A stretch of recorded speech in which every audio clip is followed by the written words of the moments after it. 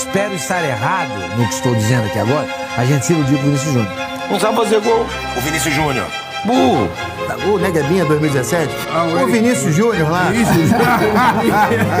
Ele não é todo esse jogador que a gente imaginava que ele fosse. Mas eu acho que não vale 150 milhões. Eu acho que não é esse fenômeno todo. Vocês acham que o Vinicius Júnior é o novo Pelé? Não é! Ele não sabe nem chutar bola. Ele é da base, ele não sabe chutar bola. A verdade é essa. Doa quem doer. So, listen to this. I feel like most people don't know this, but when Real Madrid signed Vinicius Jr. from Flamengo, the common opinion in Brazil was that Real had gotten scammed. People were calling it the biggest heist in football history. Back then, it felt like no one in the country rated him. They didn't even think he was good enough to play in Brazil, let alone Real Madrid, but that leaves the question, why exactly did Real Madrid sign him? I mean, when the contracts were done, Vinicius had only played one single game for Flamengo and it wasn't a good one, but forget the fact he had made a mess every time he touched the ball. Real Madrid based a €45 million decision on just 13 seconds of high-level action. That's all the possession he had that day. They made him the most expensive underage player in history after 13 seconds on the ball.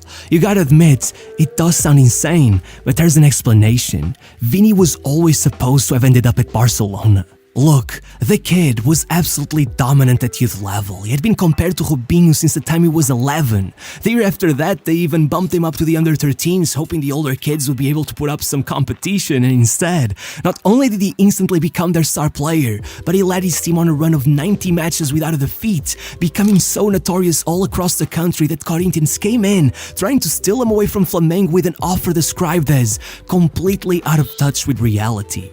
As much as Flamengo kept telling him to, take things easy, follow Neymar's footsteps, stay in Brazil for a while, there was no stopping him. The next summer, he joined Brazil for the Under-15 South American Championship, and after 6 goals and 5 assists in just 5 games, not only were they champions, but European scouts were already swarming him like vultures. And then, having only just turned 16, Vinicius led his team to the Under-17 Carioca, defeating Vasco 10-1 in the final, and then joined the Under-18s for the prestigious Copinha and outshined everyone, meaning suddenly, Barcelona went all in for his signing, offering Flamengo the $30 million they defined in his release clause.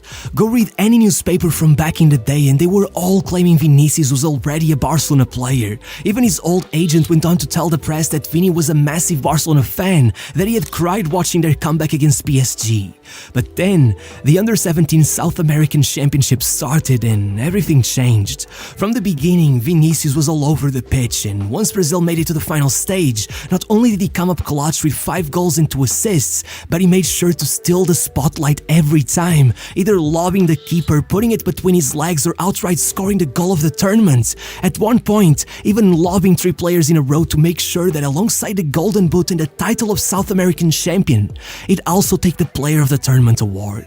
By the end, he had the 3 biggest newspapers in Spain talking up how Barcelona had already secured the transfer of the next Neymar. And let me tell you one thing, Real Madrid weren't making the same mistake again.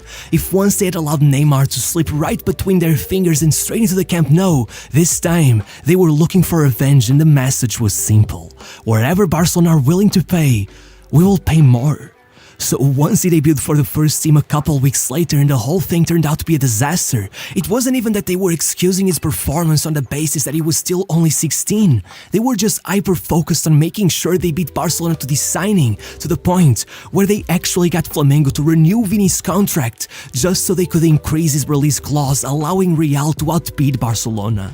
When the move was announced, everyone's jaws dropped to the floor. $45 million for an unproven, unknown 16-year-old. Only 2 Brazilians had ever demanded that much money, Neymar and Kaká. So now, to the eyes of the public, he had no choice but to play as well as them. But that just didn't happen. 3 more substitute appearances came and nothing. Then they tried to put him in the starting 11, and the only thing that achieved was attracting even more attention to the fact that things were going wrong. And suddenly, even Mundo Deportivo was reporting that Real Madrid's €45 million man kept disappointing. 5 matches later, Vinicius was already getting dropped, and still, it was only 2 months later that he hit the lowest moment of his career, being subbed in the 75th minute, only to be subbed out before the game was over, becoming the biggest joke in the entire country. From this moment on, there were no limits on how far pundits were willing to go to make fun of Vinicius. It was no longer that they were claiming that his decision-making needed some work. They were outright calling him dumb on live TV. There were people arguing that he would never even put on the Real Madrid shirt, that they'd soon realize their mistake and sell him off for cheap. But the worst thing that happened to him was still the nickname they got him. Look, I'm guessing most of you don't even know what I'm talking about, but long story short, a few years before this, there was this kid called Negueba who got bumped up to the first team at Flamengo and got really hyped up by their fans, only to start underperforming so much that he became a meme. From that moment on, whenever people wanted to say that a player was bad, they didn't say it plainly like that anymore. They said it was a Negueba. His downfall was so harsh that by the time he had turned 25, he was already down in the second tier, and according to seemingly everyone, Vinicius was the new Negueba. So much so that they stopped calling him Vini and nicknamed him Neguebinha, the little Negueba. And I mean, something like that could break any player, but to Vinicius, it felt almost like a wake-up call. The very next game, Vini didn't just score twice, he was the man of the match and he made sure there were 2 beautiful goals, even dribbling the keeper for the second. And even though that obviously wasn't enough to change everyone's minds, 2 months later, it happened again. Vini came in late against rivals Fluminense with his team trailing behind in the South American Cup quarterfinals. And not only did he put in the ball that leveled the match, but won the free kick that put them ahead, completely flipping the game on its head, leading one of the commentators to say that this kid is a normal, 17 years old and making the difference like this. He's standing up to everyone who said he didn't have it in him to become a world-class player. This was his trial by fire. And much thanks to that game, next season, the club finally started taking him seriously again, and it paid off. In the first 2 matches of the season, Vini first scored and then assisted their only goals. 3 weeks later, he scored in the semis and then in the final of the Guanabara Cup to lead Flamengo to their first trophy of the season. And less than a month after that, with Flamengo trailing 1 goal behind Emelec, Vinicius was given his Libertadores debut 67 minutes into the game and pulled off 2 incredible goals to win the team the match and cement himself as a regular starter. But no matter what, 21 matches, 4 goals and 3 assists later, it was time for the 18-year-old to join the biggest club in the world, and it quickly dawned on him that he was back to square one. Before he even left Brazil, he had Clarence Seedorf himself sounding the alarms on live TV, claiming that he won't even play there. It's a completely different level. With luck, maybe he'll get a loan off to a club like Porto. Even Eto'o didn't perform at Real when he was 18, so he got kicked out. And he wasn't far off.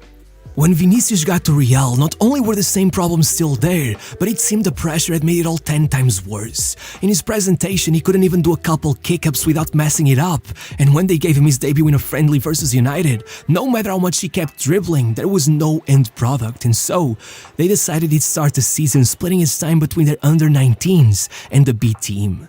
As you might imagine, the Barcelona fans found this hilarious. They thought they had deceived Real into splashing a fortune on a nobody, but then Vini scored 4 in his first 5 matches with the B team, so Zidane gave him a start in the Copa del Rey and he pulled off 2 assists as well as the Man of the Match award, so he subbed him in late in the game after that, and he got himself a goal, becoming the youngest to score for Real since Raul himself. But trust me, it didn't stop there.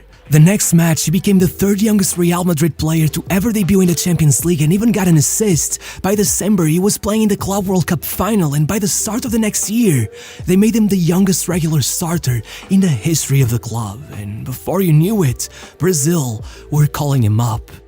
But just as it seemed he had finally proven everyone wrong and could, catch a break, he ruptured the ligaments in his ankle and was gone for months. This really messed him up. Recovery wasn't easy. Suddenly Vini was performing worse than ever. The fans were booing him, and after 8 months without scoring, he literally fell on his knees, crying his eyes out when he finally found the net. But by then, the memes had reached Spain. It was no longer just the Brazilian commentators claiming that he never deserved to be called up to the national team, demanding that some random guy go in his place. Now, he had the Spanish pundits coming after him, constantly accusing him of being a diver and a cheat, and the worst of all, he had lost the trust of his own teammates. With Real going into penalties at the Spanish Super Cup, the cameras caught Ramos looking around to see who'd want to take the first penalty, and despite the fact Vini was the only one to put his hand up, not only did they ignore him, but Kroos suggested that Rodrigo take it instead. And with with Vini's numbers steadily going down, by his third season, things reached an unbelievable low, with Benzema being caught by the cameras telling Mendy, "Don't pass him the ball, on my mother's life, he is playing against us." One of the outright leaders of the squad, one of the players who should have been on his side helping him stay on track, was conspiring against him. Even with Hazard performing substantially worse and costing the club almost 3 times as much, Vini was the most hated player in the club, and next season it became quite clear what that was.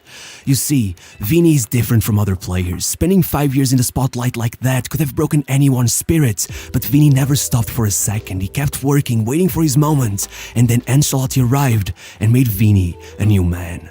Like night and day, his decision-making went from horrible to elite. Suddenly, Vini was one of the most consistent performers on the planet, and ironically, he and Benzema joined forces to become the best attacking duo on the planet.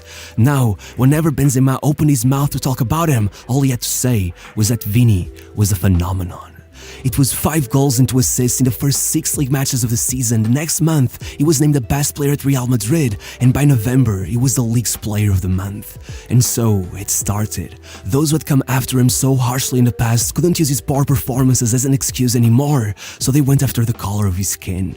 It started in El Clasico, and a month later, even the Mallorca fans were imitating monkey sounds whenever he touched the ball. But once again, as horrific as it may have seemed, Vini persevered. In that very same match against Mallorca, he took the man of the match. With Real in the second leg against PSG trailing 2 goals behind, he was involved in all 3 goals they pulled back. Against Chelsea, he assisted the opener and the last-minute winner. Even when he got subbed in with 1 minute left in their match against Osasuna, he still managed to get an assist. And no matter what, there were pundits back in Brazil insisting that he was nothing special, that if Hazard was still in his prime, he wouldn't even get on the pitch at all. So, you know what he did? He went in against Man City and scored a decisive away goal as they went on to clutch the match in the last minute, and once in the final, he scored the one and only goal of the match, handing Real Madrid La Decimocuarta, and not only becoming the youngest South American to ever score in a Champions League final, but the first under-21 player to be involved in 10 Champions League goals in a single season since Lionel Messi.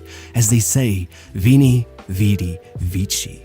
And yet, when UEFA named the best player in Europe, it wasn't even that he wasn't on the podium, he was 9th on the list. While everyone celebrated Benzema, even handing him the Ballon d'Or, once the next season started, all that Vini got was more hate than ever. Now the Spanish pundits were getting upset that he danced after scoring his goals, telling him to stop monkeying around. Whenever he complained, the captain of Mallorca came out claiming that he uses racism as an excuse for everything. And by January, only a few weeks before he went on to take the Player of the Tournament award at the Club World Cup, a makeshift voodoo doll of himself was hung by the neck in a bridge in Madrid. By the time he met Mallorca again, the defenders were so harsh with him they literally broke the record for the most tackles ever in a La Liga match, with almost half of them having been named at Vinicius. Even when the match against Osasuna was stopped for a minute in respect to the victims of the earthquake in Turkey, the silence was interrupted by dozens of fans yelling slurs at Vini. Betis, Barça, Valencia, from that moment on the insults came every match. Vini was the best player in the country and they hated him for it. But too bad for them, he only kept on getting better. From January onwards, he went on a run of 27 goal contributions in 26 matches and kept pulling off one miracle performance after the other. From being 2 goals down to Liverpool and coming back to win 5-2 while being involved in 4 of the goals, to losing the first leg of the Copa del Rey semi-finals at home and then scoring and being involved in 2 other goals at the Camp Nou to beat them 4-0. And eventually, not just pulling off 2 assists against Chelsea to make himself the competition's top assist provider, but scoring Real's only goal as they got knocked out by eventual champions Man City, leapfrogging the phenomenon himself in the Champions League goal-scoring charts. And still, just as it seemed it was time to celebrate, the situation got dire.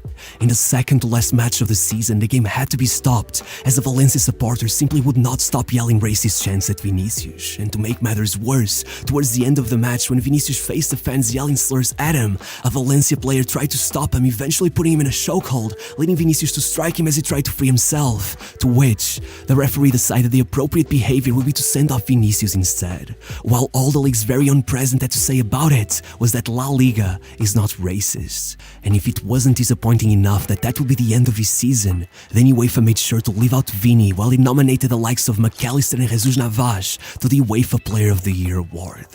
But worry not, because a year later, even through injuries, even with Vini himself admitting that racism is killing his love for football, he scored or assisted against every team he faced, leading Real to the Champions League final once again. And with the fans now starting to chant Vini Ballon d'Or during their matches, I have one message for Dortmund: be very, very scared.